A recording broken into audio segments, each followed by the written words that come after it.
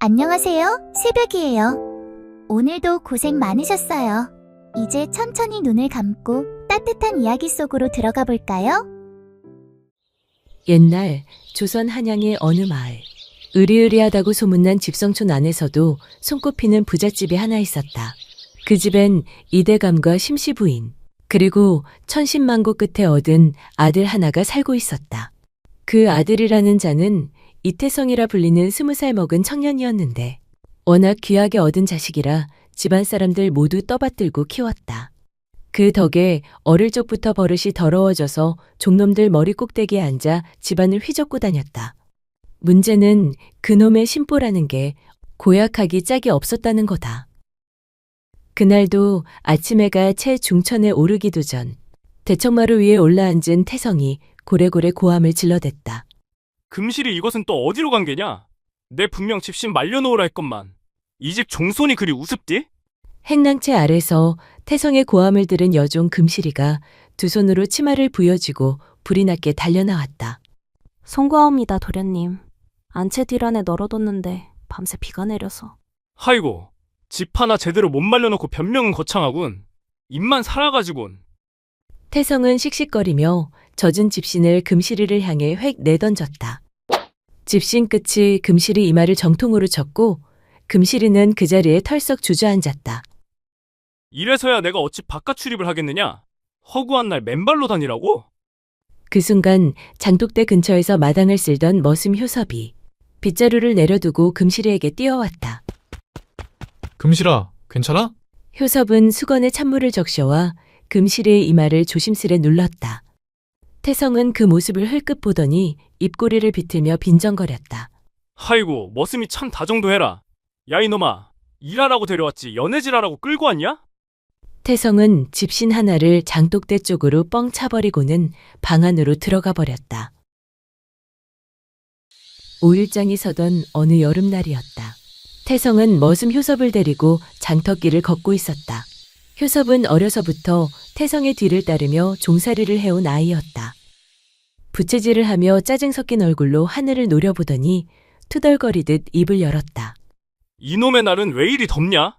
그러던 중 떡을 본 태성이 걸음을 멈췄다. 허름한 좌판, 그 앞에 허리가 굽은 노파가 땀을 닦아가며 떡을 팔고 있었다. 절편, 송편, 인절미가 조심스레 광주리에 올려져 있었다. 허기가 졌는데 요놈 맛있겠구만? 태성이 말없이 절편 하나를 집어 입에 넣었다. 한 입 씹고는 다시 내려놓더니 이번엔 송편도 한 입, 그 다음엔 인절미까지 한 입씩 먹더니 내려놓는 것이었다. 그 모습을 본 노파가 다급히 소리쳤다. 아이고, 사야 먹지요.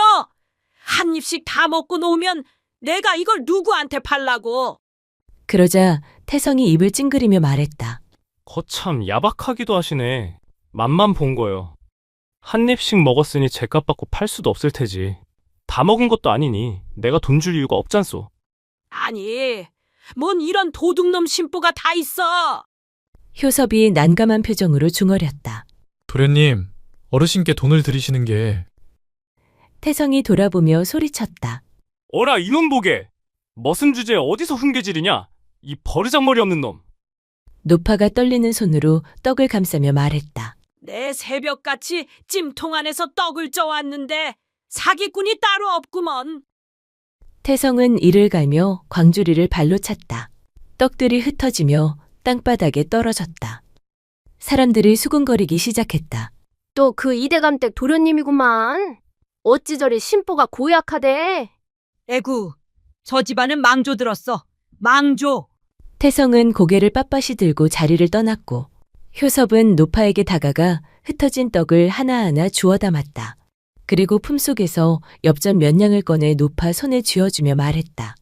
이걸로 조금이나마 보탬이 되시길 죄송합니다, 어르신. 노파는 효섭을 바라보며 중얼였다. 겉만 도련님 소리 듣는 놈보다 속이 도련님인 놈이 낫지. 종놈이 오히려 도련님 같구만. 저녁 무렵 이대감댁 앞마당을 돌아 안쪽으로 들어서면 낡고 작은 행랑채 한 채가 있었다. 그 안에 효섭과 그의 아버지 장석두가 살고 있었다. 그의 아버지 또한 이 집에서 평생을 머슴으로 살아온 늙은 일꾼이었다. 해가 뉘엿해질 무렵 효섭은 장터에서 사온 생선 한 마리를 종이로 둘둘 말아 돌아왔다. 아버지, 조기 사왔소. 기름진 놈으로 골랐어요. 마루 끝에 앉아 담뱃대를 물고 있던 아버지가 눈을 찡그리며 말했다. 네가 돈이 어디 있다고 이런 걸 사왔냐? 돈 걱정 마세요. 아버지 조기 좋아하시잖아요. 효섭이 멋쩍게 웃으며 행랑채 안으로 들어서던 그때 멀리서 익숙한 목소리가 들려왔다. 서봐.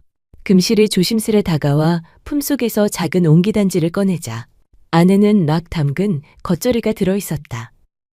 우리 어머니가 오늘 담근 거야. 맛 좀 보라셔서. 아버지가 해맑게 웃으며 말했다. 보기만 해도 침이 고이네. 금실이 어머니 음식 솜씨 모르는 사람 어딨다고. 겉절이에 조기면 오늘 상은 푸짐하겠구만. 어여 들어와라 금실아. 막 밥하려던 참이다. 그날 저녁 행랑채의 낡은 마루에 둘러앉은 세 사람은 기름기 흐르는 조기 한 마리와 따끈한 밥, 막 담근 겉절이로 소박한 저녁을 먹었다. 효섭이 조기살을 발라 금실이의 밥숟갈 위에 살며시 얹자 금실은 수줍게 웃으며 겉절이 한 조각을 들어 효섭의 밥 위에 올려주었다. 그 모습을 본 아버지가 밥을 뜯어 말고 웃으며 한마디 던졌다. 허허, 둘이 아주 손이 바쁘다. 나도 좀 챙겨주면 안 되겠냐? 세 사람의 웃음소리가 작은 행랑채에 포근히 번졌다. 해가 서쪽 기슭으로 기우는 어느 날, 태성과 효섭은 서당에서 돌아오는 길에 나란히 집 앞에 다다랐다. 그런데 대문 앞에 낯선이가 서 있었다. 낡은 승복 차림의 스님 한 분이 목탁을 조용히 두드리고 있었다. 뭐야? 중이 왜 남의 집 앞에 서성거리냐? 태성이 눈살을 찌푸리며 퉁명스럽게 내뱉었다. 스님은 고개를 들어 조용히 말했다. 실례하오, 시주 한 줌 청하러 들렀습니다. 허, 별꼴이군. 남의 집 앞에서 얼쩡거리지 말고 어서 썩 비키슈. 태성은 스님의 어깨를 툭 치고는 성큼성큼 안으로 들어갔다. 그 자리에 서 있던 효섭은 잠시 머뭇거리다 스님께 공손히 고개를 숙이며 말하였다. 스님, 잠깐만 기다려 주십시오. 효섭은 행랑채 장독대 쪽으로 바삐 걸음을 옮겼다. 쌀독 뚜껑을 열자 바닥이 훤히 보였다. 이걸 다 드리면 오늘 저녁은 감자뿐이겠구먼. 그래도 빈손으로 보내드릴 순 없지. 그는 바가지를 들고 남은 쌀을 긁어모았다. 얼마 되진 않았지만 두 손으로 바가지를 떠안고 다시 나왔다. 대문 앞. 스님은 여전히 그 자리에 서 있었다. 효섭이 바가지를 내밀며 말했다. 집에 드릴 건 이것뿐이옵니다. 많진 않지만 길 떠나시는데 보탬이 되시기를요. 스님은 고개를 숙여 쌀을 받으며 말했다. 고맙네. 맑은 마음에서 나온 것은 적어도 만소이다. 그러고는 잠시 효섭을 바라보다가 조용히 말을 이었다. 며칠 전 장터에서 떡 할멈에게 엽전 쥐어준 사람 자네지? 효섭은 놀란 눈으로 스님을 바라봤다. 스님은 빙긋 웃으며 고개를 끄덕였다. 나는 중이지만 관상 정도는 볼 줄 아네. 종롱 옷을 입고 있어도 자네 눈빛엔 기품이 흐르더이다. 뼛속 핏줄도 예사롭지 않아 보이네. 스님은 그 말만 남기고는 말없이 돌아섰다. 목탁 소리를 뒤로 한 채 천천히 길을 따라 걸어갔다. 그 모습을 멀찍이서 바라보던 태성의 어머니 심씨 부인은 그날 저녁 조용히 효섭의 행랑채를 찾았다. 효섭은 작은 솥에 감자를 찌고 있었다. 연기가 피어오르는 틈 사이로 심씨 부인의 그림자가 드리웠다. 서봐. 아니, 마님이 여긴 어쩐 일로? 아까 보니 스님께 쌀을 드리는 것 같던데. 스님께 쌀을 다 드린 게냐? 아, 예. 남은 거 조금 드렸습니다. 심씨 부인은 한참 말없이 효섭을 바라보다 뒤에 서 있는 하인에게 손짓했다. 잠시 뒤 하인이 큼직한 쌀자루를 안고 들어왔다. 심씨 부인이 말했다. 이거 가져가거라. 스님께 쌀 다 드리고 오늘 저녁은 굶을 작정이었냐? 감자 몇 알은 남았으니 괜찮습니다. 심씨 부인은 빙긋 웃었다. 네 마음이 참 곱구나. 이 집에서 머슴살이하며 스님께 쌀을 바치는 종놈은 난생 처음 본다. 그 모습을 지켜보던 아버지가 방 안에서 나와 쌀자루를 쓰다듬으며 중얼거렸다. 허허 마님, 이런 귀한 걸 다 주시고 장씨는 복 많은 양반이요. 아들을 참 잘 두었구려. 심씨 부인의 말을 들은 장석두는 고개를 떨군 채 아무 말 없이 쓴웃음을 지었다. 심씨 부인이 안채로 들어가자 그 모습을 멀찍이서 지켜보던 태성이 뒷짐을 지고 마당으로 걸어 나오며 코웃음을 쳤다. 허참, 우리 어머님도 오지랖 하나는 조선 팔도에서 알아준다니까. 머슴 놈한테 쌀을 퍼다 주는 건 또 무슨 경우냐? 그러곤 효섭을 흘겨보며 말했다. 섭이 너는 팔자도 참 더럽게 좋다. 우리 어머니 아니었으면 넌 지금 어디서 굶어 죽었을지 모르지. 태성은 주변을 두리번거리더니 장독대 옆에 있던 바가지를 들어 흙을 한가득 퍼담았다. 그리곤 심씨 부인이 놓고 간 쌀자루 앞으로 다가가 바가지째 흙을 확 붓고는 두 손으로 마구 휘젓기 시작했다. 이 귀한 쌀을 그냥 먹일 수는 없지. 돌이랑 모래랑 좀 곁들여줘야 종놈들 입에 어울리지 않겠느냐? 태성은 입꼬리를 비틀어 올리며 손에 묻은 흙을 툭툭 털고는 느긋하게 행랑채 밖으로 걸어나갔다. 그 뒷모습을 바라보던 효섭은 두 주먹을 꽉 쥐고 이를 악물었다. 장석두는 아들의 어깨를 조심스레 토닥이며 말했다. 서봐, 이건 아버지가 채 쳐놓을 테니 걱정 말아라. 도련님이 원래 저런 성미잖냐. 참는 것도 이 집 머슴의 도리다 생각하고 넘어가거라. 효섭은 말없이 고개를 끄덕였지만 눈동자 속 깊은 곳엔 꺼지지 않는 울분이 조용히 번지고 있었다. 바람이 매섭게 불던 초겨울 깊은 밤. 마당엔 인기척 하나 없이 정막이 감돌았다. 그때였다. 살금살금 조심스런 발소리가 대청마루를 스쳤다. 까치발을 든 태성이 낮게 숨을 내쉬며 안방문을 조심스레 밀어 열었다. 이대감과 심씨 부인이 친척 혼례로 며칠간 지방에 내려간 사이 그 틈을 노리고 태성이 몰래 들어온 것이었다. 한참을 두리번거리던 태성은 안방 한쪽 구석, 오래된 나무장 앞에 무릎을 꿇었다. 장속 깊숙이 손을 넣어 붉은색 보자기를 꺼낸 그는 조심스레 매듭을 풀었다. 그 안에는 은빛이 번들거리는 은자꾸러미가 가지런히 들어있었다. 태성의 눈에 탐욕이 번뜩였다. 설마 이걸 훔친 게 나라고는 생각 못하겠지? 그러길래 진작 땅 문서라도 달라고 할 때 넘기셨으면 내가 이렇게까지는 안 했을 거 아니야. 태성은 주위를 한 번 더 살피고는 낮게 웃었다. 지금이 기회야. 내가 가져도 어차피 아들은 나잖아. 이 집 재산 다 내 것이 될 건데 미리 조금 챙긴다 해서 누가 뭐라 하겠어? 품 안에 은자가 든 쌈지를 들고 방을 나오려는 바로 그때 문기둥 뒤 어둠 속에 서 있던 장석두와 눈이 마주쳤다. 아이 깜짝이야! 깜짝 놀란 태성은 등 뒤로 보자기를 감추었고 장석두는 순간 굳은 얼굴로 태성을 바라보았다. 아니, 도련님이 왜 그 방에... 급히 보자기를 등 뒤로 숨기는 태성의 모습에 장석두는 수상쩍은 기운을 놓치지 않았다. 그 순간 태성이 움찔했다가 이내 비죽 웃으며 말했다. 머슴이 주인집이래 뭔 참견이야. 그건 안 됩니다. 그건 도련님이 손대선 안 되는 물건이옵니다. 닥쳐라 이놈아. 네가 본 걸 말이라도 흘리는 날엔 그날로 네 목줄이 날아갈 줄 알아라. 내 말 알아듣겠느냐? 태성은 장석두를 밀치고는 대청을 가로질러 어둠 속으로 사라졌다. 장석두는 바닥에 주저앉은 채 멀어져 가는 그의 뒷모습을 바라봤다. 며칠 뒤 이보게, 내 장 안에 있던 은자꾸러미가 사라졌다. 지방에서 돌아온 이대감의 고함에 집안이 발칵 뒤집혔다. 하인들이 줄줄이 마당에 무릎을 꿇었고 이대감은 날선 눈으로 그들을 하나하나 훑어봤다. 도둑이 든 게 아니라면 이 중에 도둑이 있다는 말이지. 대체 누가 감히 안방장 속 보따리에 손을 댄 게냐? 모두가 입을 닫고 고개를 떨구고 있는 와중에 장석두가 앞으로 나섰다. 소인이 했습니다. 뭐라? 제가 그 은자를 훔쳐 팔았습니다.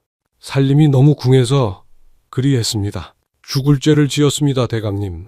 한 번만 용서를... 이대감은 노기가 치밀어 얼굴이 붉게 달아올랐다. 내가 너희 부자를 거둬준 게 몇 해냐?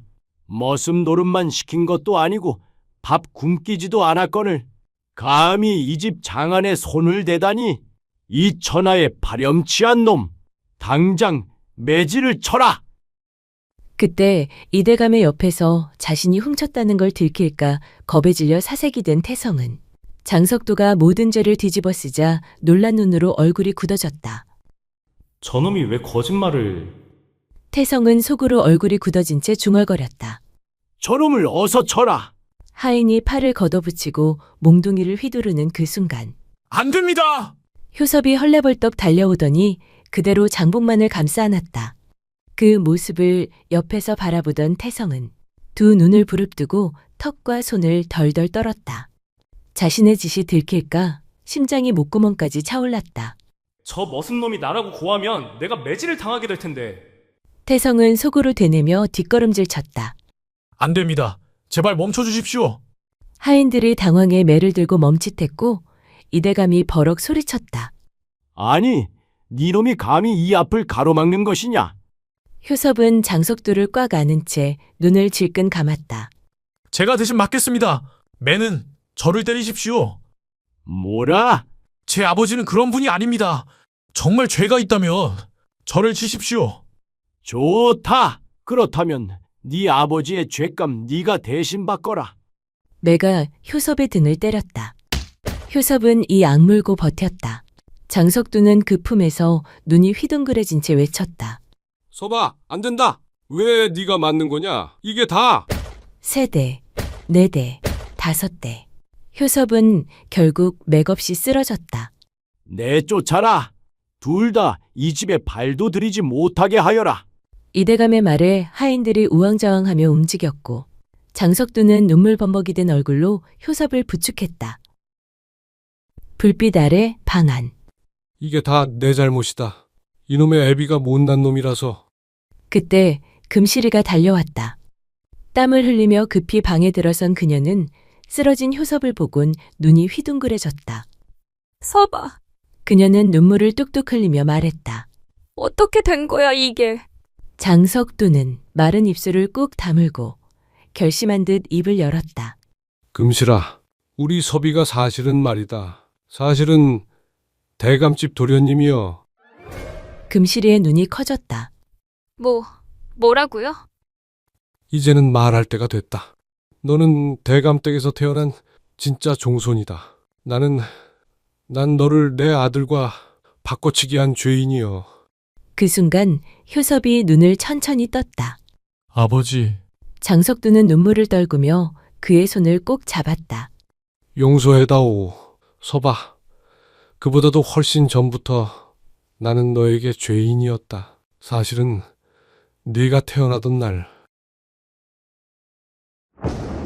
20년 전 천둥이 산을 울리고 마을을 집어삼킬 듯한 비가 퍼붓던 밤.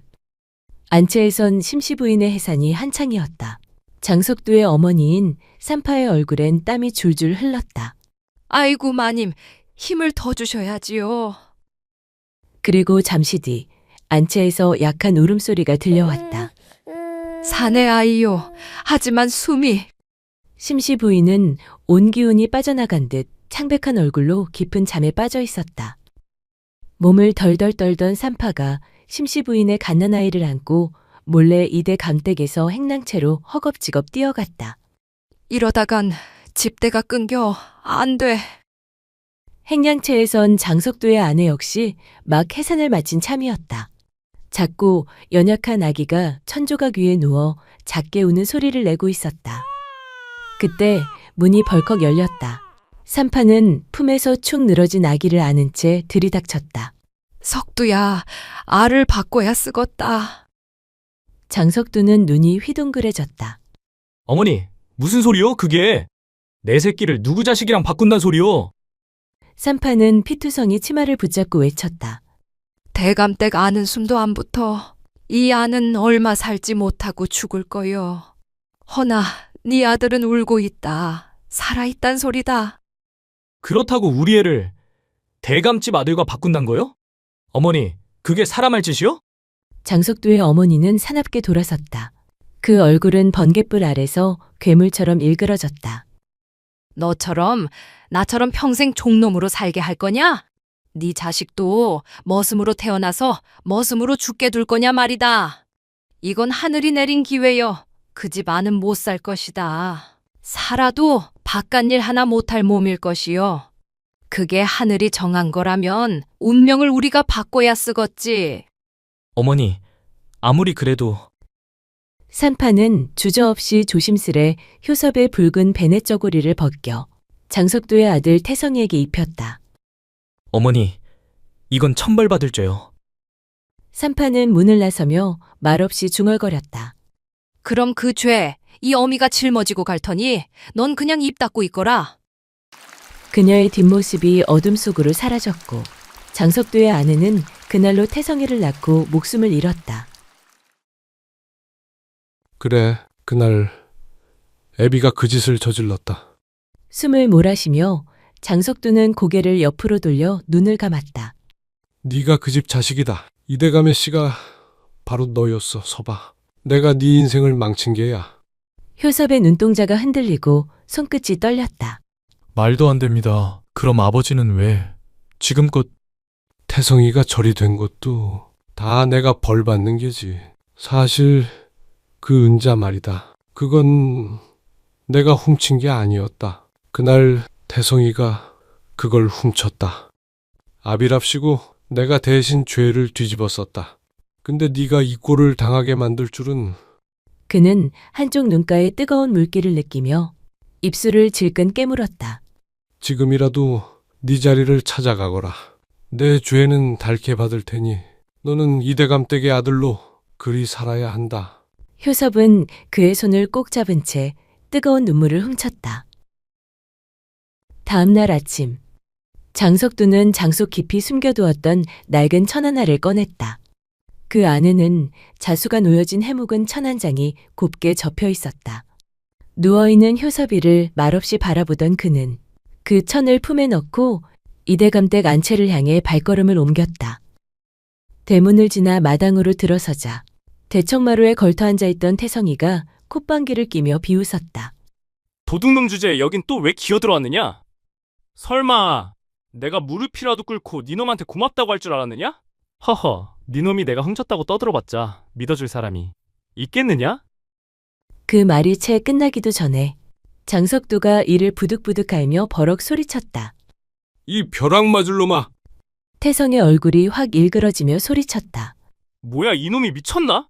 이젠 눈에 뵈는 것도 없구먼. 그때였다. 마당을 울리는 고함 소리에 이대감과 심씨 부인이 놀란 얼굴로 안채에서 나왔다. 이대감이 매섭게 눈을 부라리며 외쳤다. 아니 이놈, 아직도 여기서 뭘 하는 게냐? 장석두는 더는 숨기지 않았다. 그 자리에서 털썩 무릎을 꿇으며 떨리는 목소리로 말했다. 죄송합니다, 대감님. 죽을 죄를 지었습니다. 그리고 장석두는 품속에서 낡은 천 보자기를 꺼내 조심스레 심씨 부인 앞에 내밀었다. 심씨 부인이 고개를 갸웃하며 그것을 펼치자 그 안에 곱게 수놓인 나비와 꽃 문양이 드러났다. 아니, 이건 이 수놓은 무늬 분명히 내가 직접 한 것이네. 그날 태어난 아이에게 쓰라며 산파에게 건넸던 건데.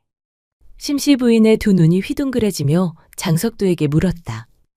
대체 자네가 왜 이걸 가지고 있는 게요? 장석두가 고개를 숙인 채 떨리는 목소리로 말했다. 마님, 태성이는 제 아들입니다. 아니, 그게 무슨 말씀이요?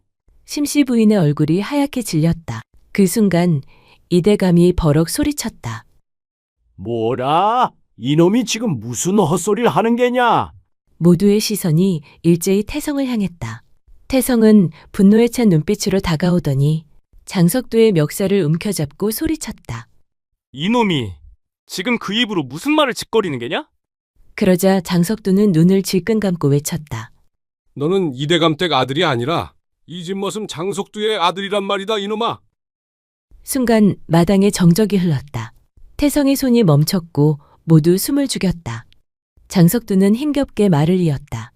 그리고 대감님 아드님은 제 아들 효섭이입니다. 제가 아들을 바꿨습니다. 내 자식이 나처럼 사는 게 싫어. 그만 그런 천벌을 지었습니다. 그날 효섭이를 받았던 산파가 제 어머니였습니다.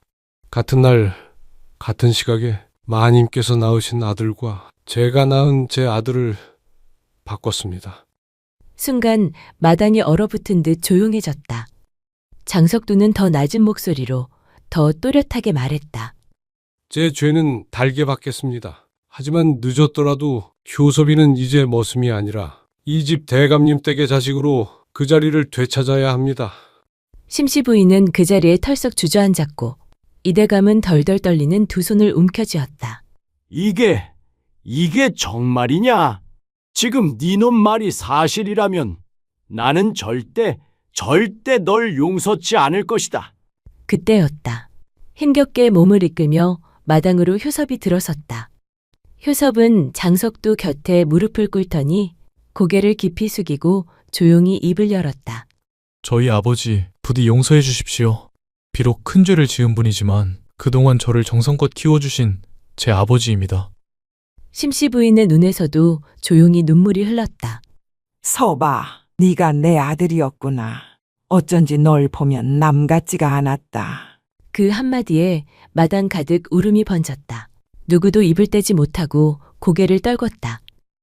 그때 효섭이 천천히 일어나 굳은 표정으로 손가락을 뻗어 태성을 가리켰다. 대감님, 그 은자꾸러미를 훔쳐간 자 저희 아버지가 아니라 바로 태성이입니다. 모두가 놀라 태성을 바라보았다. 태성은 얼굴이 하얗게 질려 진땀을 흘리며 손을 내저었다. 아니, 내가 머슴놈 아들이라고 헛소리하는 것도 모자라 이젠 날 도둑으로 보라? 말도 안 되는 그런. 그때였다. 금실이가 헐레벌떡 달려나왔다. 마님, 드릴 말씀이 있사옵니다. 심씨 부인이 돌아보자 금실이는 숨을 가쁘게 고르며 말했다. 방금 전 제가 주막에 들렀다. 기생들의 수군거림을 들었습니다. 태성 도련님께서 그 은자 꾸러미를 몽땅 술값으로 쓰시고 기생들에게 나눠주셨다고 하였습니다. 순간 마당의 공기가 얼어붙었다. 이대감의 눈이 서서히 태성을 향했다. 너 지금 저 아이 말이 사실이냐? 태성은 입을 달싹였지만 아무 말도 못했다. 저는 그게... 그 순간 태성이 효섭을 노려보며 말했다. 그래서 뭐? 이제 와서 머슴이 진짜 도련님인 척 하겠단 말이냐? 태성이가 이를 갈며 소리쳤다. 그럼 대체 난 뭡니까? 종손이라 믿고 살아온 세월이 얼만데 지금 와서 그 자리 내놓으라고? 이대감은 조용히 고개를 저었다. 대성아, 넌 내 자식이 아니었다는 것 이제 알게 되었으니 그동안 품어준 것만으로도 다행으로 여겨라. 아버지! 감히 누굴 아버지라 부르느냐? 은자 도둑질한 것도 지금껏 효섭이 괴롭힌 것도 그 죄를 전부 알고 있으니 관에 넘기지 않은 것만도 고맙게 여겨라. 태성은 그대로 무릎을 꿇고 말았다. 전 인정 못하겠습니다. 이대감은 뒤를 돌아 심씨 부인에게 말했다. 태성은 곧바로 안채에서 내보내도록 하시오. 이 집 종손 자리는 본래 주인에게 돌려주겠소. 그날 밤 장석두는 허름한 초가에 앉아 조용히 창밖을 보고 있었다. 그 앞에 효섭이 무릎을 꿇고 앉았다. 아버지, 그래도 날 아버지라 불러주는구나. 그럼요. 전 아버지 자식 맞습니다. 효섭은 장석두의 손을 꼭 쥐며 말했다. 비록 제 뿌리는 다르지만 저를 키워주시고 사랑해주신 분은 아버지시니까요. 장석두의 눈에서 뜨거운 눈물이 흘렀다. 됐다. 그 말이면 족하다. 햇살 고운 늦봄. 시냇물은 졸졸 흐르고 그 맑은 물가에서 금실이는 치맛자락을 걷어올려 빨래를 하고 있었다. 퐁당. 돌멩이가 하나 물에 떨어졌다. 고개를 돌린 금실이 앞에 도련님 효섭이 서 있었다. 이전의 머슴 차림은 온데간데 없고 말 그대로 기품 있는 양반댁 도련님이었다. 금실이는 순간 눈이 동그래졌다. 서봐. 아니. 이제는 도련님이라 해야 하나? 효섭은 쑥스러운 듯 웃으며 다가왔다.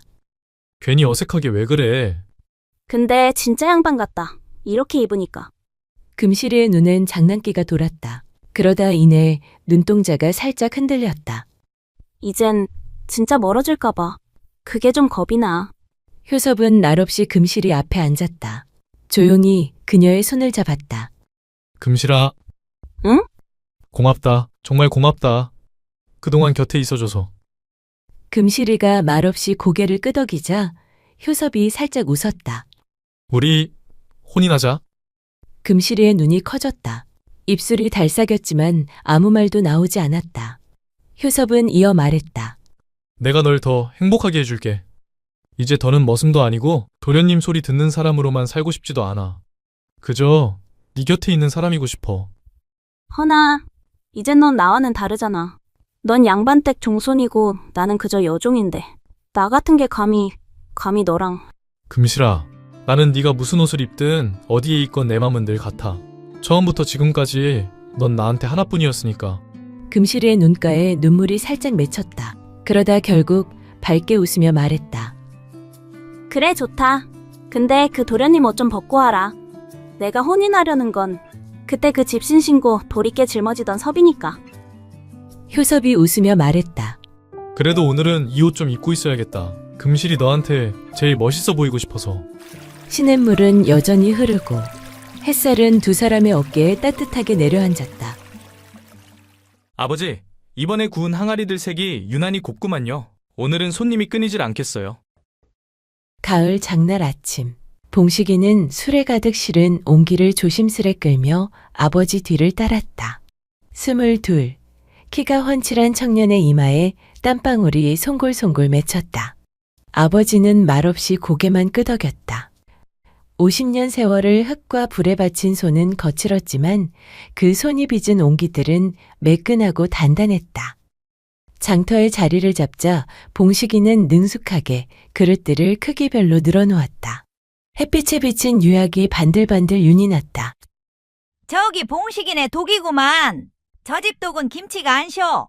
나도 물독 하나 사야겠네. 손님들이 하나둘 모여들기 시작했다. 그때였다. 아니, 어디서 도둑질이여?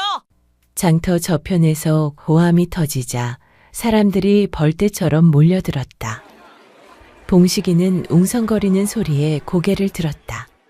인파를 헤치고 들어가니 한 여인이 장바닥에 쓰러져 있었다. 머리는 헝클어지고 치마폭은 찢어져 있었다. 맨발, 먼지투성이 얼굴, 완전한 거지 행색이었다. 그 위로 전 부치는 안하기 소금을 한 줌 움켜쥐고는 마구 뿌려대고 있었다. 요것이 아까부터 내 좌판 기웃거리더니 내가 딴 데 보는 사이에 전 하나 집어먹고 있구먼. 아이고, 아침부터 재수없게 이런 화상을 봤나? 소금알이 여인의 얼굴과 목에 우수수 떨어졌다. 장의 거지가 왜 기어들어와? 쫓아내라, 쫓아내! 보다 못한 봉식이가 앞으로 나섰다. 아주머니, 그렇다고 사람한테 소금 뿌리면 어쩝니까? 안하기 불알인 눈을 번쩍였다. 야, 봉식이 넌 모르면 가만히 있어. 이 계집이 내 전 훔쳐먹고 도망치려던 거 아니야? 네가 전값이라도 물어줄 터? 응? 그 순간 옆에서 콩나물 장사 아주머니가 봉식이 팔을 확 붙잡았다. 야, 봉식아. 괜히 나서지 마라. 저 애 사연 있는 애다. 뭔 사연이요? 윗마을 문씨 집 알지? 그 집 아들이 다리를 못 쓰자녀. 그래서 문씨네한테 빚진 집이 빚을 없던 셈치고 그 집 딸을 며느리로 데려갔다 카더라. 근데 시집간 지 사흘 만에 쫓겨났대. 봉식이 눈이 동그래졌다. 사흘 만에요? 아주머니가 목소리를 낮췄다. 아가 좀 모자라다던디? 데려다 부려먹으려 했는데 일도 서툴고 말도 어느라고 엉뚱하니께 문씨네가 그냥 내쫓았다지? 친정도 못 가고 떠도는 판이래. 봉식이는 쓰러진 여인을 다시 봤다. 거짓골이었지만 얼굴은 묘하게 맑았다.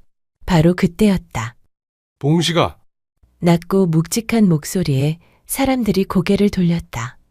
봉식이의 아버지가 천천히 걸어오고 있었다.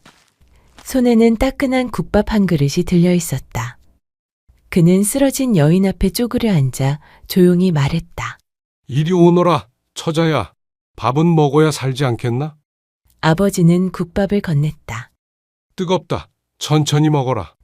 여인은 떨리는 손으로 국밥을 받아 두 손으로 꼭 끌어안았다. 이거 참말로 저 주시는 거예요? 이거 콩나물국이네요. 저 콩나물 좋아하는디.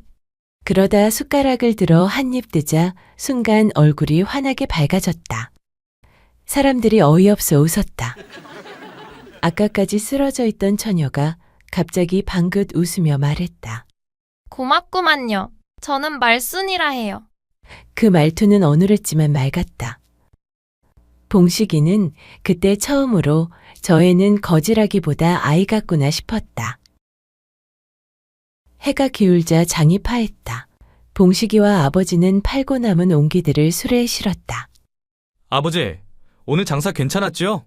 물뚝 3개나 팔았으니. 봉식이가 말하자 아버지는 말없이 고개를 끄덕였다. 그때 뒤에서 발자국 소리가 들렸다.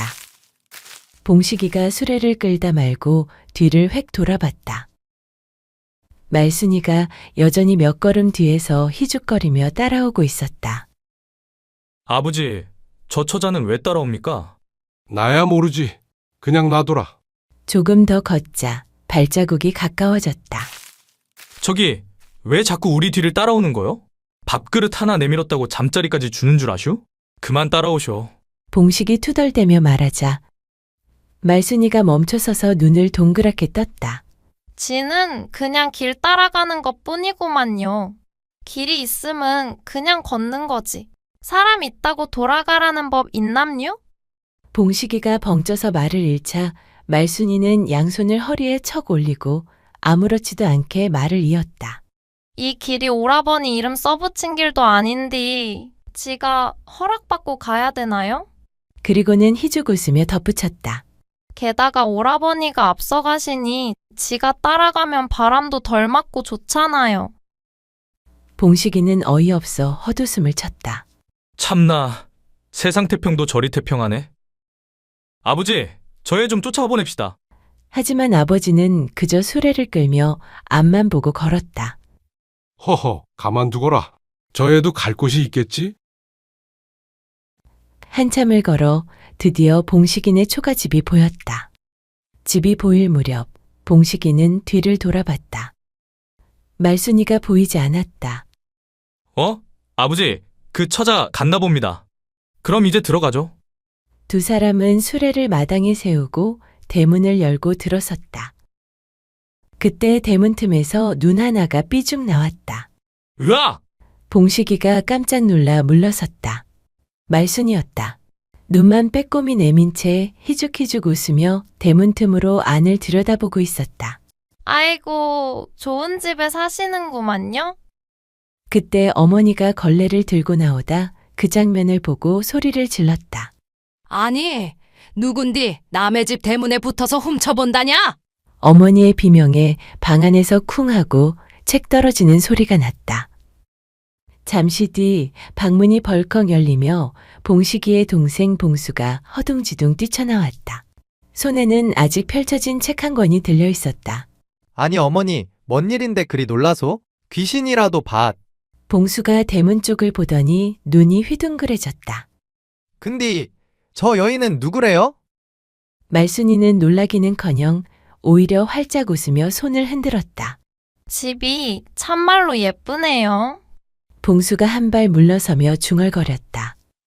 형님, 어디서 내려왔소? 행색이 영 거짓골인디? 어머니는 여전히 어이없다는 듯 입을 다물지 못했다. 봉식이는 고개를 긁적이며 한숨을 쉬었다. 아버지, 이것도 어쩌실랍니까? 그때 안쪽에서 아버지의 묵직한 목소리가 들려왔다. 여기까지 따라왔는데 그냥 보낼 수는 없지. 들여오너라. 밥이라도 먹이고 보내자꾸나. 아니, 봉식 아버지! 어머니가 벌떡 소리쳤지만 말순이는 벌써 마당 안으로 깡충 뛰어들어와 있었다. 와, 어르신 고맙구만요. 배고팠는디 장 터서 국밥도 얻어먹고 저녁까지 챙겨주시네요. 오늘 복 터졌네요. 히히. 다 같이 놀란 눈으로 아버지를 바라보았다. 봉식이는 그 순간 묘한 예감이 들었다. 이 처자, 뭔가 심상치 않은디? 그런데 묘하게도 짜증이 나면서도 밉지가 않았다.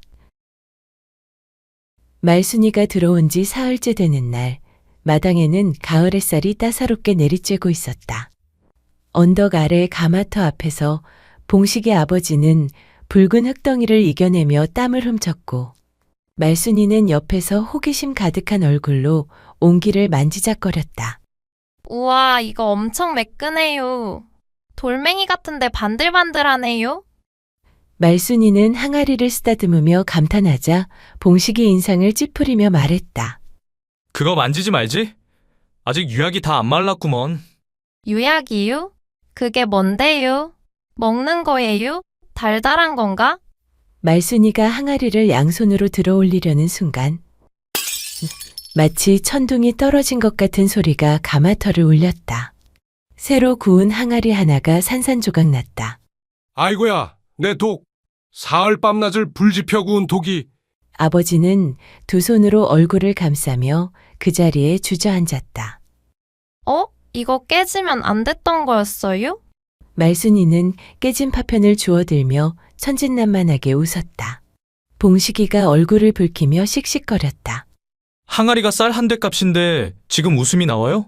진짜 손대는 것마다 죄다 재앙이요. 말순이는 깨진 파편을 들고 해맑게 웃었다. 아이고, 오라버니도 그깟 항아리 하나 깨졌다고 뭘 그리 난리래요? 붙이면 되지요. 아니면 새로 빚으면 되잖아요. 봉식이는 하늘을 올려다보며 속으로 중얼거렸다. 이 처자랑 한 집에서 어찌 버티나. 그때 마당 구석에서 웃음을 참지 못한 봉수가 배를 움켜쥐고 대굴대굴 굴렀다. 형님, 저 처자 손에 닿는 건 다 부서지는 거 아니요? 시끄럽다. 봉수야, 네가 정리해라. 봉식이는 차가운 표정으로 한마디 던지고는 집으로 가버렸다. 다음 날 아침 어머니가 빨랫줄에 걸어놓은 마른 수건을 거두며 말순이를 불렀다. 말순아, 이왕 여기 있는 김에 일 좀 배워야지. 빨래 널고 마루 걸레질하고 설거지 좀 해봐라. 예, 말씀만 하셔요. 제가 깨끗이 싹싹 다 해드릴게요.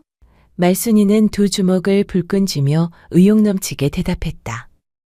그러나 얼마 후 마당은 그야말로 전쟁터가 되어 있었다.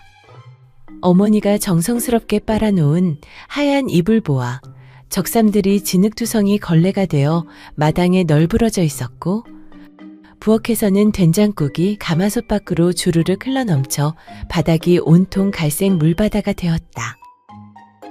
그릇은 열에 5이 깨져 있었고 말순이는 그 한가운데서 땀을 뻘뻘 흘리며 서 있었다. 이게 대체 무슨 꼴이야? 어머니가 부엌 문을 열자마자 비명을 질렀다. 저 걸레로 열심히 닦았는데 왜 다 젖은 건지 모르겠어요. 말순이는 젖은 걸레를 들며 당황한 얼굴로 말했다. 그건 걸레가 아니라 빨래요, 빨래. 내가 아침에 널어놓은 깨끗한 빨래란 말이야. 그럼 빨래는 뭐로 닦는 거예요? 뭐? 빨래는 닦는 게 아니라 말리는 거고, 마루는 걸레로 닦는 거라니까? 나 참, 너는 네 어머한테 그런 것도 안 배웠냐? 말순이 고개를 푹 숙이며 조심스레 말했다. 그게 어머니는 제가 태어나자마자 돌아가셔서요. 그래서 아무도 저한테 그런 걸 가르쳐 준 적이 없어서. 그때 어머니가 마당에서 장작 패던 봉식이를 잡아 끌었다. 봉식아, 너 말순이 장터에서 데리고 왔다 그랬지? 어디서 왔는지 들은 건 없고? 예. 그리고 데리고 온 건 아니고요. 장터서부터 그냥 따라온 거라니까요. 에휴, 참말로 저 아가 모자라도 한참 모자라더라. 어디서 굴러먹다 온 계집인지 얼른 내쫓아야지. 더 있다간 집안이 쑥대밭 되겠다. 그때 방문이 삐걱 열리더니 봉수가 슬쩍 얼굴을 내밀었다. 어머니, 저 말순인지 말자인지 저 처자 손에 잡히는 건 다 부서진다니까요? 항아리 깨뜨리고 걸레 헷갈려서 빨래 다 망치고 이제 우리 집 곧 무너지겠네요. 입 닫아. 멀쩡한 집이 무너지긴 뭘 무너져? 그래도 갈 데도 없는데 좀 불쌍하잖아요. 불쌍하면 네가 데리고 살든가. 난 몰라, 난. 며칠 뒤 5일장이 서는 날, 어머니는 말순이를 데리고 장에 나가기로 했다. 말순아, 장에 가서 내 옆에만 붙어 다니고 아무 물건도 만지지 마라. 알겠지? 예, 꼭 붙어 다닐게요. 그런데 장터 입구에 들어서자마자 이웃 아낙들이 일제히 고개를 돌렸다. 아니, 봉식이 엄마 아니요? 옆에 있는 저 처자는 또 누구래? 아, 사정이 좀 있어서 우리 집에 잠시 묵게 됐어요. 뭐라고요? 저 애가 말순이잖소. 문신의 며느리였다가 사흘 만에 쫓겨난 그 애. 아이고야, 소문으로만 듣던 그 바보 며느리? 아, 근데 왜 봉식이네랑 같이 산대? 글쎄 말이여. 문신에서 내쫓겼다던 그 처자를 들였다니 원. 봉식이나 봉수 중 하나 눈 맞으면 어쩌려고 쟤를 집에 들인겨? 순식간에 장터 전체가 웅성거리는 소리로 가득 찼다. 어머니의 얼굴은 사색이 되어 하얗게 질렸다. 말순이는 고개를 푹 숙인 채 작은 목소리로 중얼거렸다.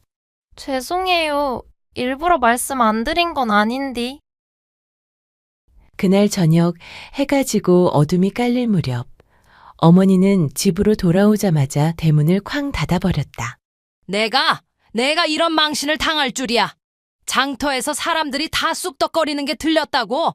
여보, 진정 좀 하시오. 사람들이 뭐라는 거 신경 쓸 것 있어? 아버지가 달래듯 말했다. 진정은 무슨 진정이요? 세상 사람들이 다 아는구만. 그 바보 며느리 소문을 나만 몰랐네. 나만 호구처럼. 말수는 대문 앞에서 작아진 목소리로 말했다. 죄송하구만요.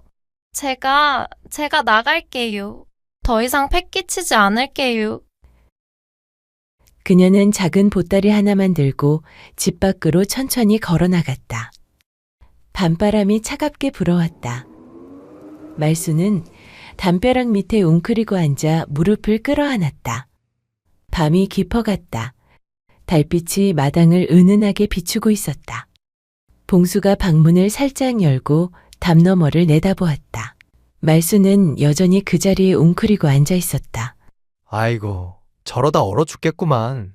봉수는 한숨을 쉬고는 발소리를 죽이며 부엌으로 갔다. 찬장에서 떡 몇 조각과 누룽지를 몰래 챙겼다. 이거라도 먹어요. 하루 종일 굶었을 거 아니요. 봉수가 담장 너머로 음식을 건넸다. 챙겨주는 건 봉수 오라버니 뿐이네요. 고마워요. 말수는 떡을 받아들며 환하게 웃었다. 봉수가 돌아서려는 순간 뒤에 봉식이 서 있었다. 들어오게 해라. 밖에서 얼어 죽겠다. 형님, 어머니 알면 진짜 우리 둘 다 집에서 쫓겨날 건디? 그럼 같이 나가면 되지 뭐. 봉식이는 덤덤하게 말하며 말순의 손을 잡아 일으켰다. 그리고 낮은 목소리로 물었다. 아니, 세상에 갈 데가 그리도 없소? 친정이라도 찾아가면 될 거 아니오? 말수는 고개를 숙이고 작게 말했다. 울 아버지가 그랬거든요. 시댁에서 쫓겨나도 절대 집으로 다시 오지 말라고. 집 문턱 밟으면 그 자리서 나를 죽이겠다고. 말순의 목소리가 떨렸다. 그래서요, 돌아갈 데가 없어요. 이 세상에 아무 데도요. 봉식이는 잠시 말없이 서 있다가 작은 목소리로 말했다. 날도 추운데 이러다 얼어 죽겠구만. 들어와서 자요. 어머니한테는 제가 말할게요. 말수는 눈물이 그렁그렁해진 채 고개를 끄덕였다. 다음 날 아침, 부엌에서 아궁이 불을 지피던 어머니가 빈방에서 들려오는 코 고는 소리에 고개를 갸웃했다. 문을 살짝 열자 그 안엔 말순이 이불을 덮고 천진하게 자고 있었다. 아니, 쫓아냈더니 여기서 자고 있네? 그 소리에 봉식이가 방 밖으로 나왔다. 날도 이리 추운데 내쫓으면 얼어 죽어요, 어머니. 그냥 재워두자고요. 어머니는 한참을 노려보다 네 압이 판박이네. 사람 정 많은 거 하나는 똑같아. 하고는 한숨을 내쉬었다. 방 안에서 말순이 이불을 턱까지 끌어올리며 작게 중얼거렸다. 히히, 따숩고 좋다. 며칠 뒤 아버지는 가마터에서 옹기를 나르다 허리를 삐끗했다. 아이구야, 허리가 끊어질 것 같구나. 오늘 장날인데 봉식아, 네 동생 데리고 대신 다녀오너라. 봉식이는 걱정스런 얼굴로 물었다. 괜찮으시겠어요, 아버지? 허리야 쉬면 낫지. 장사 안 하면 밥이 없어. 어서 다녀오너라. 그날 봉식이는 봉수와 함께 수레를 끌고 장터로 향했다. 그런데 대문을 막 나서는데 오라버니들, 저도 갈래요. 뒤에서 말순이의 목소리가 들렸다. 봉식이는 고개를 돌리며 한숨을 쉬었다. 아니, 또 따라올 생각이에요? 집에 혼자 있으면 심심하단 말이에요. 봉수는 웃으며 말했다. 형님, 그냥 데리고 가요. 말순이 집에 두고 가면 더 큰일 난다니까. 휴, 알겠으니 사고만 치지 마요. 알겠죠? 히히, 네. 장터엔 인파가 북적였다. 봉식이의 옹기 좌판 앞엔 손님이 줄을 섰고 말순은 구경에 신나서 이리 뛰고 저리 뛰었다. 그렇게 하루 장사를 마치고 석양이 기울 무렵 세 사람은 수레를 끌며 돌아섰다. 형님, 말순이 말이 좀 엉뚱하지만 귀엽지 않슈? 아이고, 귀엽긴 어제도 독을 깼는데. 산을 넘는 길목, 봉수가 갑자기 얼굴을 찡그렸다. 아, 형님, 잠깐만요. 급해서 잠깐 볼일 좀 보고 올게요. 숲에 좀. 또냐? 얼른 갔다 와라. 그런데 말순이도 손을 번쩍 들었다. 저도요, 저도 좀요. 아니, 당신은 또 왜? 저도 잠깐 볼일 좀요. 더는 못 참겠어요. 볼 일은 집에서 보시오. 그럼 길 한복판에서 해요? 됐어. 얼른 갔다 오시오. 근데 그쪽 말고 반대쪽으로 가요. 봉수를 따라가면 어쩌? 말순은 혼자 산쪽 오솔길을 따라 올라갔다. 바위 뒤에서 치맛자락을 들고 볼일을 보려는데 문득 사람 말소리가 들렸다. 이 보따리 여기다 묻자. 내일 밤에 다시 오면 돼. 주인놈들은 아직도 우리 짓인지 모를 거야. 일단 여기 숨겨놓자고. 낯선 남자 둘이 땅을 파고 있었다. 그들은 자루 같은 걸 파묻더니 흙을 덮고 주위를 두리번거리다 황급히 떠났다. 말수는 가슴이 쿵쾅거렸다. 나무 뒤에서 고개를 내밀며 중얼거렸다. 저게 뭐지? 분명 보따리 같은데? 그녀는 겁이 나면서도 호기심을 이기지 못하고 바위 뒤로 살금살금 다가갔다. 손으로 흙을 걷자 낡은 천보자기가 드러났다. 그 끝자락이 반짝였다. 이거 은전이다! 그녀는 놀라서 뒷걸음질 쳤다. 그리고 숨을 고르기도 전에 산 아래로 달려갔다. 오라버니들! 빨리 와봐요. 큰일 났어요. 봉식이와 봉수가 헐레벌떡 달려와 물었다. 무슨 일이에요? 또? 그게 어떤 사내 둘이 흙 파고 뭔가 묻었어요. 제가 파봤는데 은전이랑 비녀가 보따리에. 봉수가 눈을 동그랗게 떴다. 은전이요? 설마 그 구대감 때 거 아니요? 엊그제 도둑 들었다던데. 마을이 뒤집어졌잖소. 이럴 수가. 그 얘기 나도 들었구만. 형님, 이걸 어째요? 가서 어른들께 알려야지. 그냥 놔두면 우리도 도둑 취급받겠어. 세 사람은 흙 묻은 보따리를 수레에 싣고 황급히 마을로 내려왔다. 대감 어르신, 이게 혹시 어르신 댁 물건 아니옵니까? 구대감이 보자기를 풀어보자 은전과 금빛 폐물들이 쏟아졌다. 놀란 대감은 눈이 휘둥그레졌다.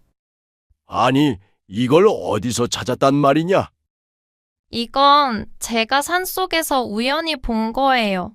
이상한 사내 둘이 보따리를 파묻고 가길래. 구대감은 놀라서 눈을 크게 떴다가 곧 허리를 펴며 호탕하게 웃었다. 하하하, 이거 큰 은혜를 입었네. 자네들 아니었으면 내 살림 다 날아갈 뻔했소. 즉시 쌀섬 하나와 엽전 꾸러미를 내주었다. 이건 감사의 뜻이네. 꼭 받아두게. 말수는 얼굴이 붉어진 채 고개를 깊이 숙였다. 집으로 돌아오는 길 봉수가 신나서 말했다. 형님, 이게 다 말순이 덕이에요. 누가 바보래요? 복덩이라니까요. 복덩이. 봉식이도 피식 웃었다. 그래, 복덩이라면 복덩이지. 말수는 해에 웃으며 말했다. 그럼 다음에도 급하면 숲으로 들어가야겠네요. 그땐 금덩이라도 들고 올지 누가 알아요? 세 사람의 웃음소리가 산길에 퍼졌다.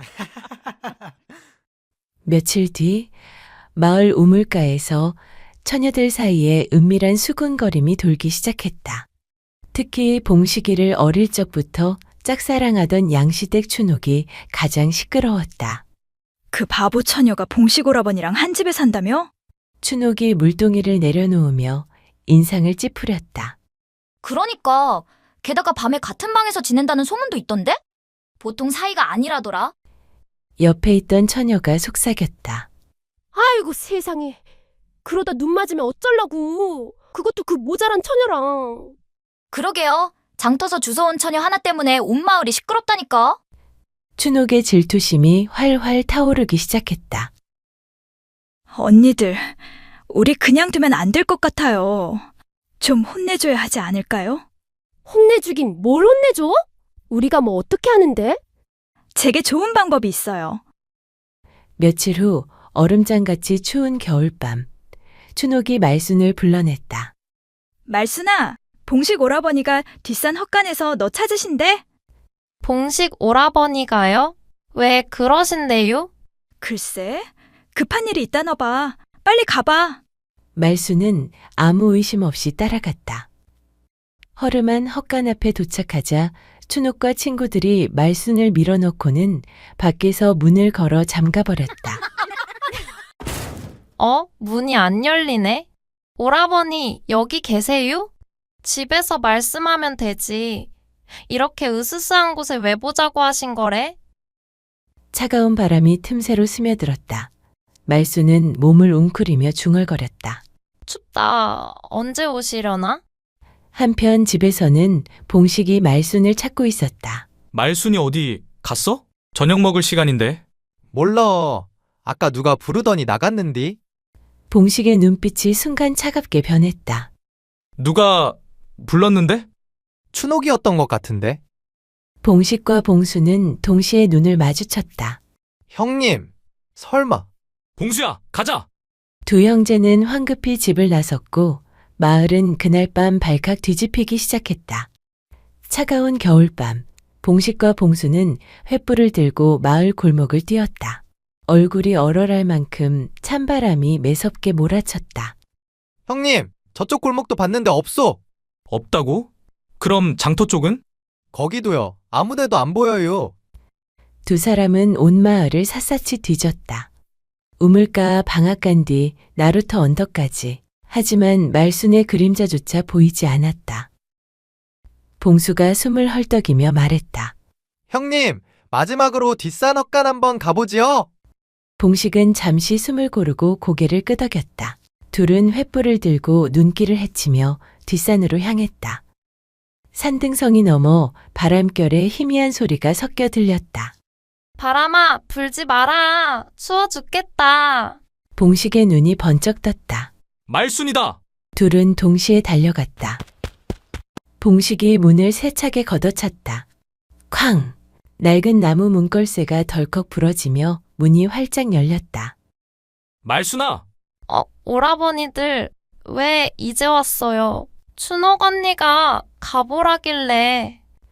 말순의 얼굴은 파랗게 질려 있었고 입술이 얼어붙어 있었다.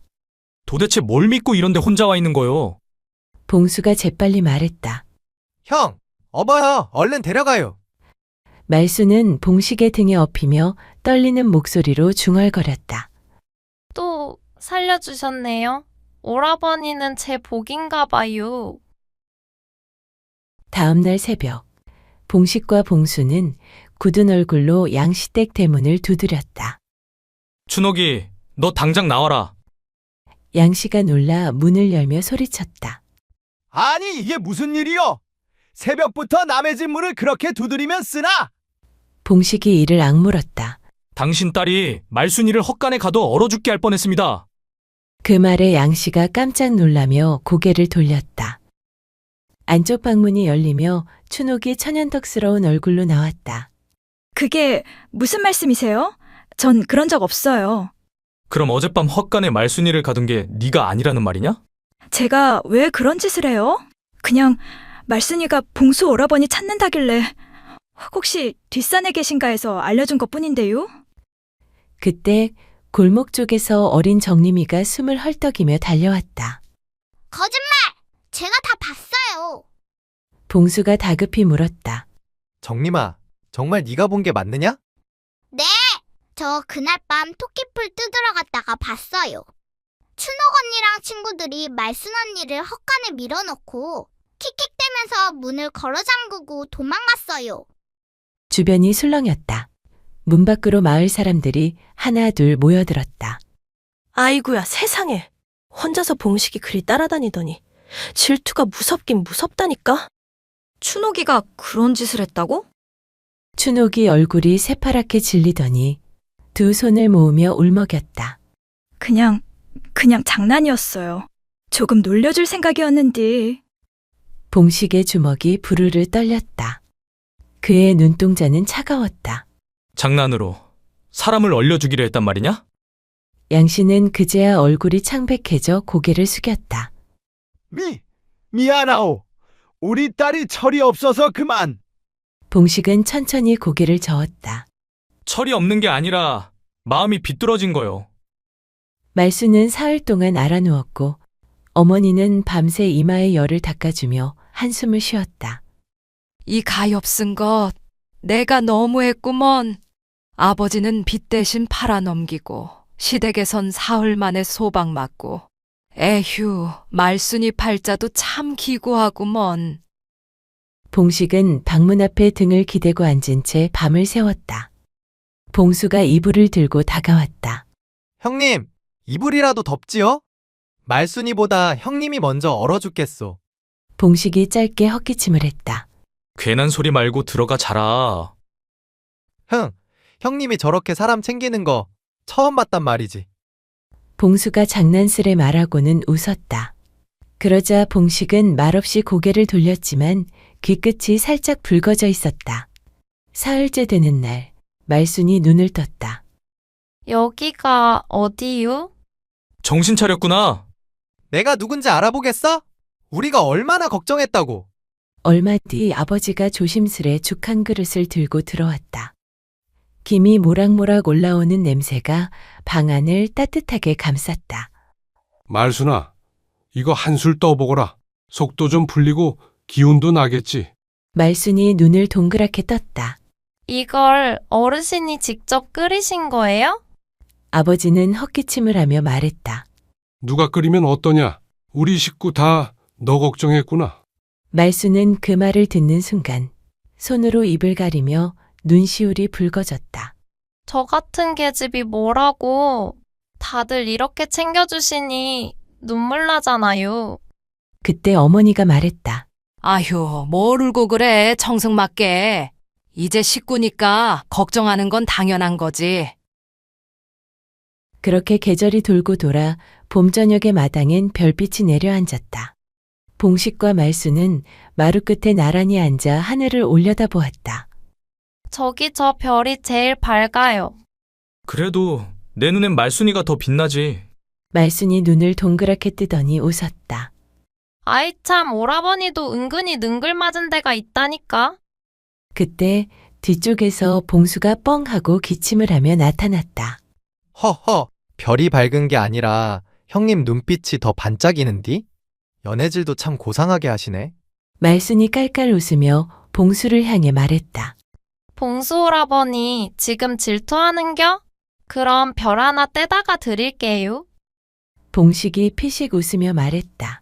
그 별은 이미 네 눈에 다 들어있잖아. 봉수가 손사래를 치며 투덜댔다. 아이고 형님, 듣고 있자니 속이 간질간질하네요.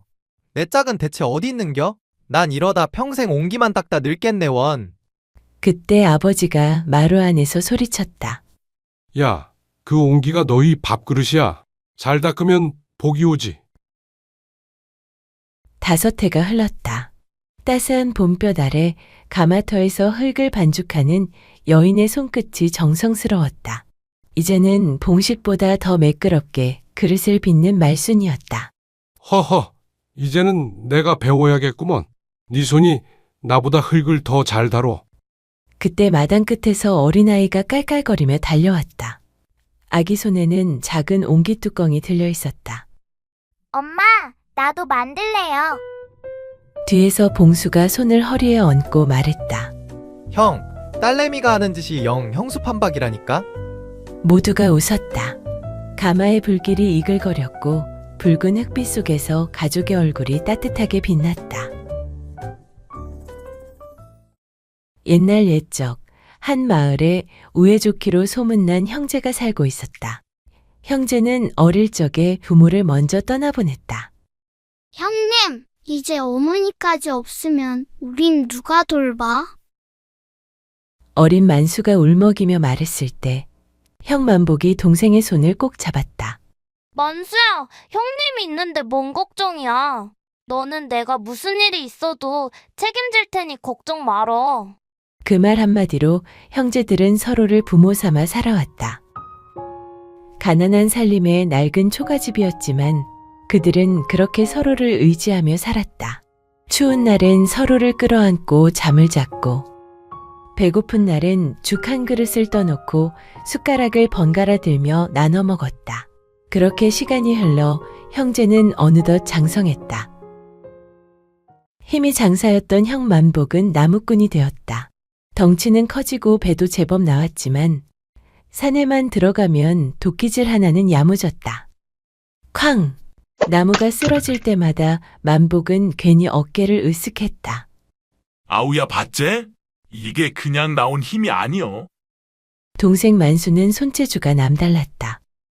짚을 엮어 신을 만들어 장에 내다 팔았다. 말랐지만 손은 빨랐고 잔손질은 형보다 훨씬 나았다. 해가 기울 무렵 만복이 지게에 장작을 한가득 지고 땀을 뻘뻘 흘리며 들어오자 만수가 뛰어나왔다. 형님, 이 많은 나무를 다지고 온 거요? 이러다 탈나겠구먼. 삭신 쑤셔서 내일 못 일어나면 어쩌려고요? 만복은 지게를 내려놓으며 껄껄 웃었다. 아우야, 너는 형님을 뭘로 보고 그러냐? 이 형님이 힘 하나는 장사여. 쌀 10가마니도 거뜬하다니까. 만수가 고개를 저었다. 형님은 뭐든 그냥 하다가 나중에 더 손이 가잖소. 이놈이 또 잔소리여. 너는 다 좋은디 사내 녀석이 말이 너무 많다. 그러면서도 둘은 마주보며 웃었다. 해가 뜨겁게 내리쬐던 낮, 만수가 물었다. 형님, 오늘 점심은 뭘로 합니까? 어제 먹던 감자 남았지 않냐? 만수가 눈을 가늘게 뜨고 말했다. 나 참 까마귀 고기 잡섰소. 형님은 다 좋은데 그 머리가 문제요. 뭐요? 그 감자요. 아침에 형님이 다 드셨잖소. 만복이 잠시 생각하다 고개를 끄덕였다. 그런가? 그럼 또 삶으면 되지. 만수가 피식 웃었다. 형님 뱃속은 감자저장고요? 어제 오늘만 해도 감자열알은 형님 뱃속에 들어갔겠구먼. 만복이 배를 툭 치며 말했다. 이놈아! 형님 배는 감자가 아니라 아우 생각으로 가득 찬 거요. 어이구, 말씀이나 못하면. 투덜대면서도 만수는 감자를 더 삶았다. 그런데 그 평온한 집에 작은 바람 하나가 불어오기 시작했다. 며칠 뒤였다. 아침부터 옆집에서 쿵, 덜컥, 바스락바스락 낯선 소리가 이어졌다. 만수는 집신을 엮다 말고 고개를 들었다. 형님, 옆집이 웬일로 이렇게 시끄럽소? 만복은 도끼날을 갈다 말고 귀를 기울였다. 그러게 그 집 비어 있었잖아. 사람 들었나 본데? 그 말이 끝나기도 전에 담 너머에서 목소리가 들려왔다. 어이구야, 연지야. 이걸 어찌 옮기나? 만복과 만수는 약속이라도 한 듯 동시에 벌떡 일어섰다. 잠시 뒤 옆집 대문이 삐걱 열리더니 광주리를 든 처녀가 서 있었다. 광주리 안에는 막 쪄낸 떡이 김을 모락모락 내며 가지런히 담겨 있었다. 그 뒤로 허리가 굽은 할머니가 조심스레 따라 나왔다. 저기 총각들, 오늘부터 옆집에 살림을 차리게 됐수다. 그 옆에서 처녀가 수줍게 웃으며 말했다. 잘 부탁드리려고 인사 왔어요. 그 순간 만수의 손에서 집신이 툭 떨어졌다. 눈이 커지더니 입이 반쯤 벌어졌다. 만복은 장작을 패던 도끼를 잠시 놓친 채 처녀를 바라보고 있었다. 몇 초 뒤에야 정신을 차린 만복은 괜히 헛기침을 했다. 아이고, 오시느라 고생 많으셨겠네요. 괜히 허리를 쭉 펴고 상의에 묻은 톱밥을 털었다. 처녀가 작은 광주리를 내밀었다. 별건 아니고요. 떡을 좀 쪄서 가져왔어요. 만수는 얼떨결에 말했다. 아구, 안 그래도 출출했는데. 그 말이 끝나기도 전에 만복이 옆구리를 툭 찔렀다. 이놈아, 침부터 닦어. 만수는 그제야 정신을 차리고 얼굴이 시뻘개졌다. 그때 할머니가 형제를 찬찬히 훑어보며 말했다. 젊은 사람들이 둘이서 참 살뜰하구먼. 만복은 괜히 어깨에 힘을 줬다. 어릴 적부터 둘이 의지하고 살아서 그래요? 부모님이 일찍 돌아가셔서요? 만수도 고개를 끄덕였다. 형님이 없었으면 저는 진작 굶어 죽었을 거예요. 그 말에 만복의 입꼬리가 슬쩍 올라갔다. 그러니까 이놈아, 형 말 잘 들어야지. 할머니가 껄껄 웃으며 말했다. 나는 이해할미요. 외할미지. 이쪽은 내 손녀 연지고. 연지는 얼굴이 붉어지며 고개를 숙였다. 그때 형 만복이 한 발 앞으로 나섰다. 괜히 어깨를 한번 으쓱하더니 입을 열었다. 아까 들리던디요? 무거운 거 있으면 언제든지 저를 부르셔요. 어르신. 그러곤 연지를 힐끗 보며 덧붙였다. 연지 처자도요. 지가 이 마을에서 힘 하나로는 장사로 소문이 자자하구만요. 말끝에 괜히 팔에 힘을 주자 뱃살도 같이 움찔했다. 그 말이 끝나기도 전에 만수가 앞으로 나섰다. 아, 그리고요. 만복 쪽을 한번 보고 연지를 향해 웃으며 말했다. 뭐든 부서지고 망가지는 게 있으면 저를 부르셔요. 손재주 하나는 이 마을에서 저보다 나은 놈 없을 거구만요. 괜히 손바닥을 펼쳐 보이며 자랑을 이어갔다. 의자든 문짝이든 물동이든 뭐 지 손에 들어오면 뭐든지 뚝딱이 중. 만복이 코웃음을 쳤다.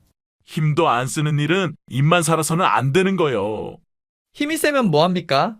손이 따라줘야지요. 연지는 둘을 번갈아 보다가 입가에 웃음을 꾹 눌렀다. 그리고 그 웃음 하나에 형제의 마음은 각각 다른 쪽으로 조금 더 기울고 말았다. 그날 오후 만복과 만수는 마주 앉아 떡을 먹고 있었다.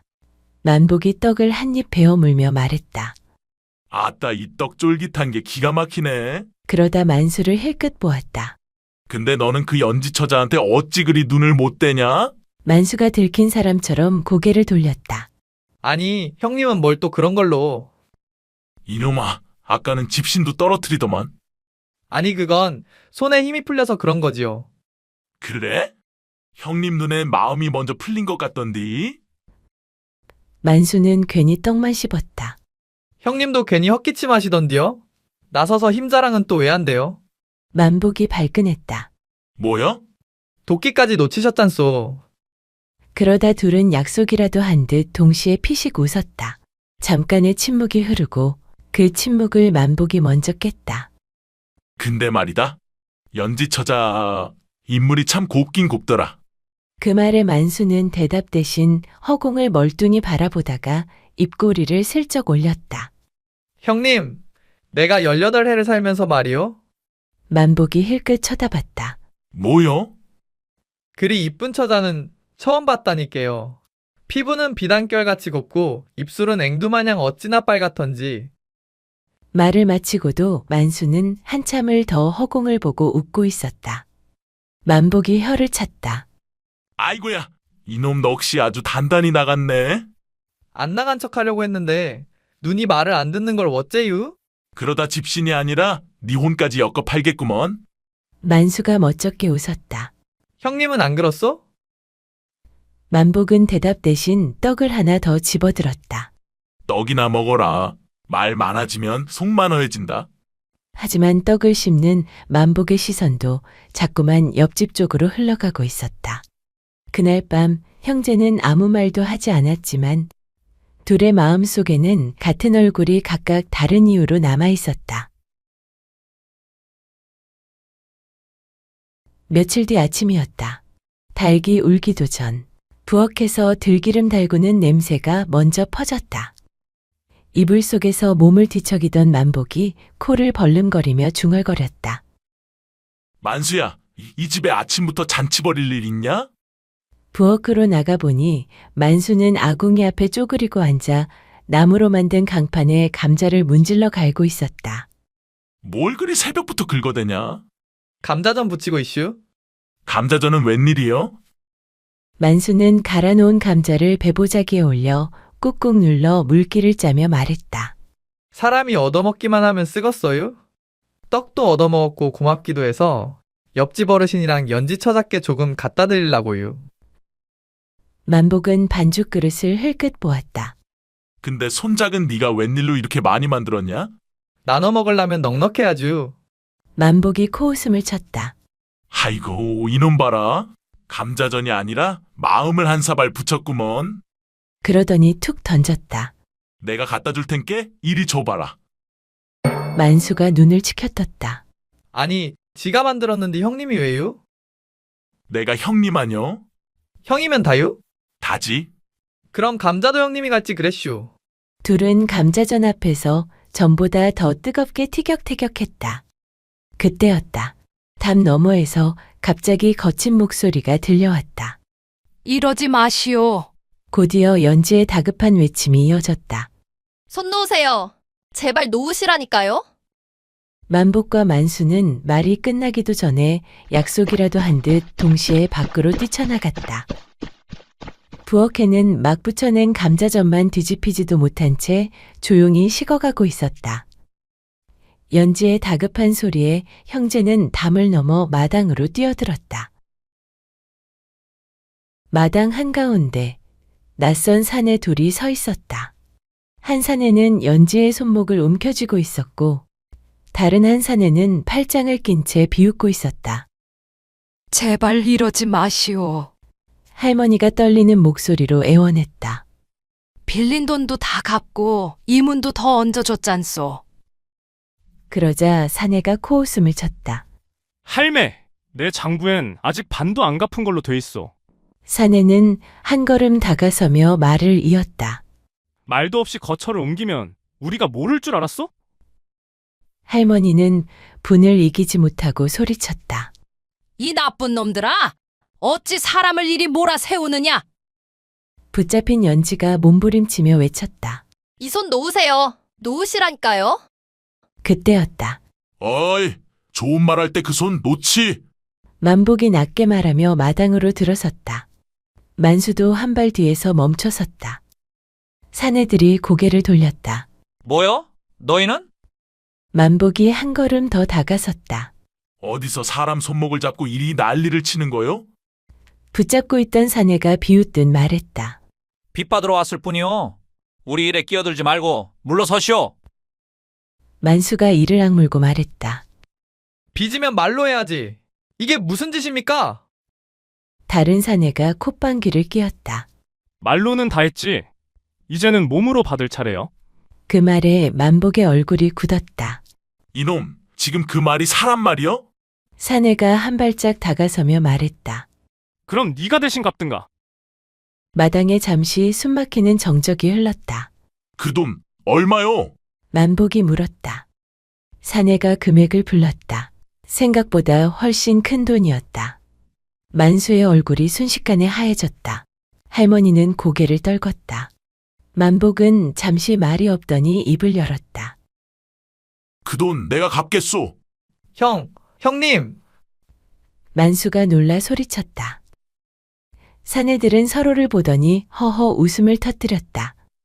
이놈 배만 큰 줄 알았는데 말도 크구먼. 그러고는 말했다. 좋다. 기한을 주지? 단오 전까지다. 사내는 연지의 손을 놓으며 덧붙였다. 그때까지 못 갚으면 다시 오겠소. 사내 둘은 그렇게 마당을 빠져나갔다. 남은 사람들 사이로 무거운 침묵이 내려앉았다. 만수가 만복을 바라봤다. 형님, 그 큰 돈을 어찌... 만복은 주먹을 꽉 쥐었다. 어찌하긴 어쩌든 해야지. 그날 밤 형제는 주막 구석자리에 마주 앉아 있었다. 탁자 위에는 막걸리 사발 2개가 놓여 있었다.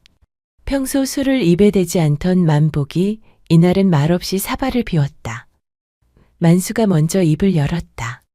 형님, 그 큰 돈을 어찌 마련한대요. 만복은 사발을 내려놓고 한숨처럼 말했다. 글쎄다. 생각 좀 해봐야겠지.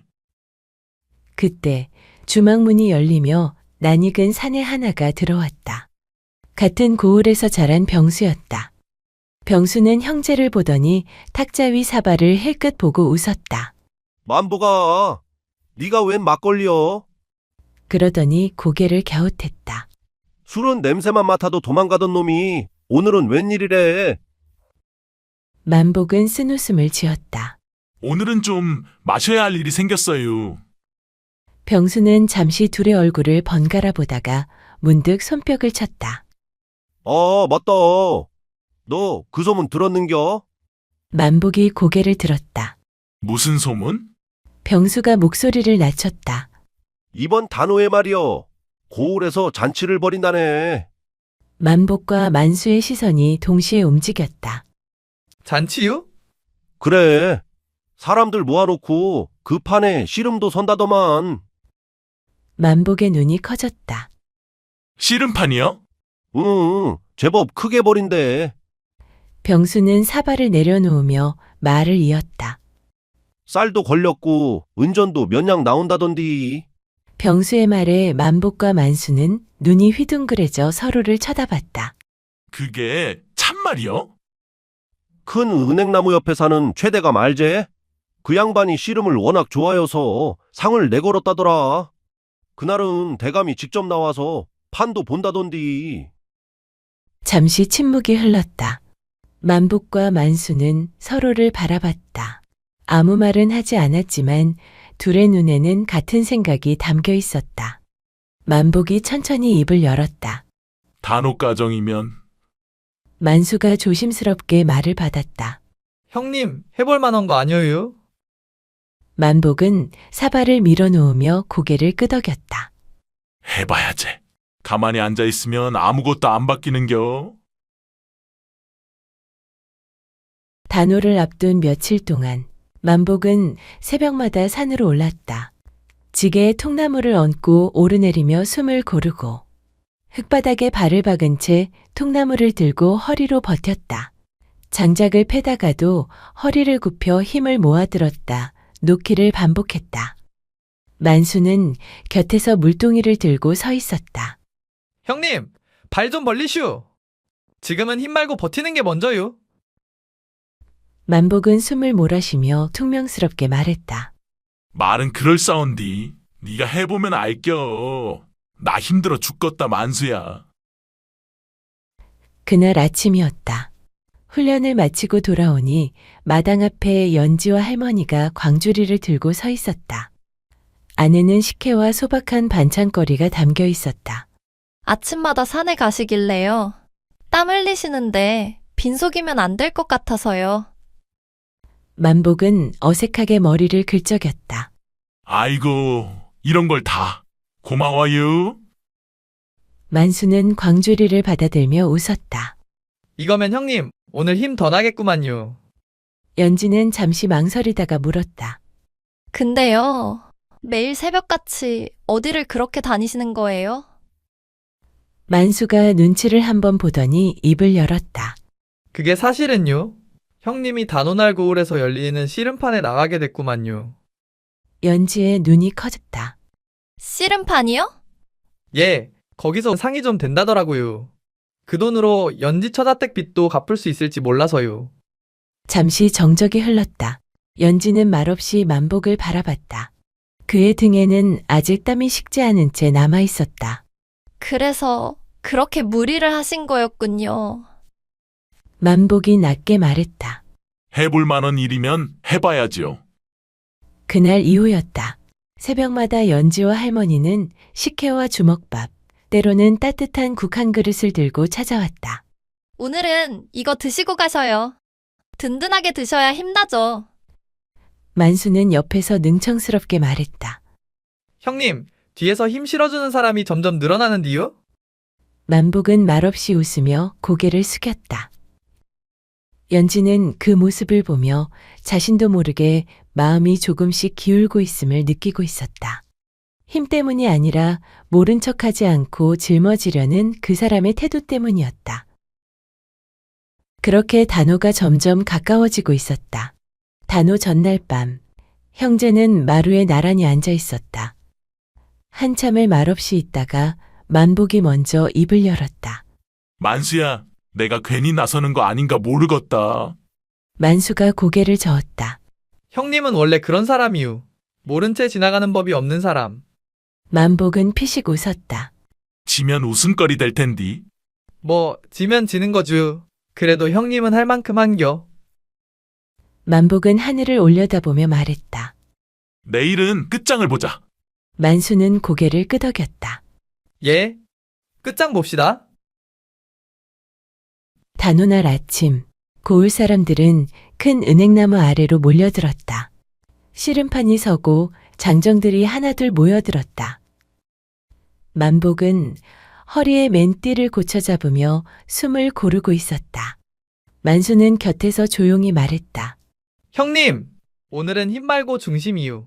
버티다가 기회 오면 뒤집으시오. 만복은 고개를 끄덕였다. 알았어.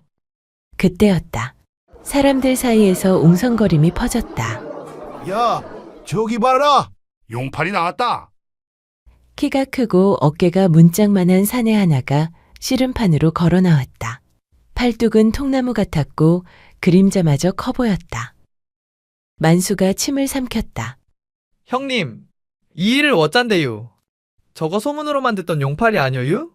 맞구먼. 정신 바짝 챙겨야겠다. 씨름판이 시작됐다. 용팔은 첫 판부터 상대를 번쩍 들더니 패대기 치듯 바닥에 꽂아버렸다. 두 번째, 세 번째 판도 마찬가지였다. 저건 사람 아니요, 곰이요, 곰. 만복도 차례차례 이겼다. 쉽지는 않았지만 버티고 밀고 기회를 잡아 끝내 결승까지 올라섰다.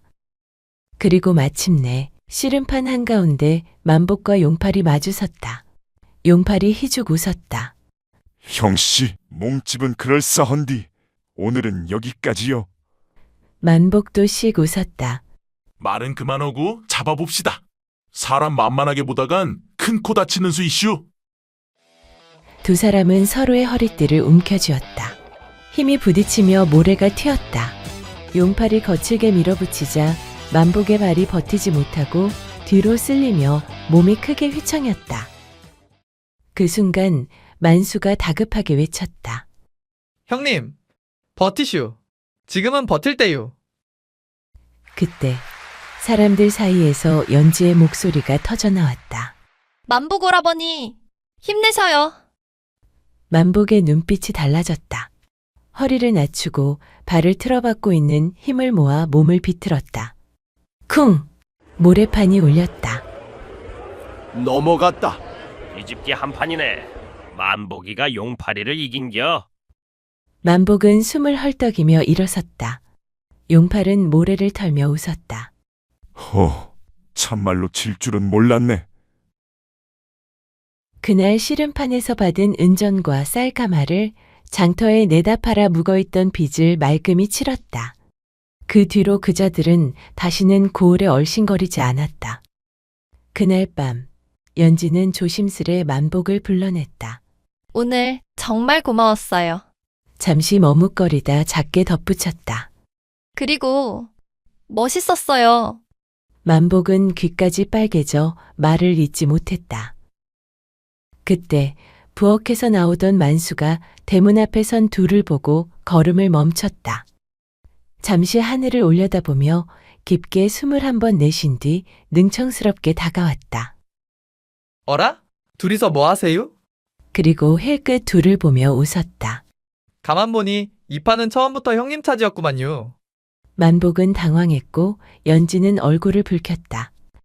만수는 손을 휘휘 저으며 말했다. 아이고, 나는 대슈. 형님 같은 사람 옆엔 연지 처자가 딱이여. 그러고는 일부러 웃으며 뒤돌아섰다.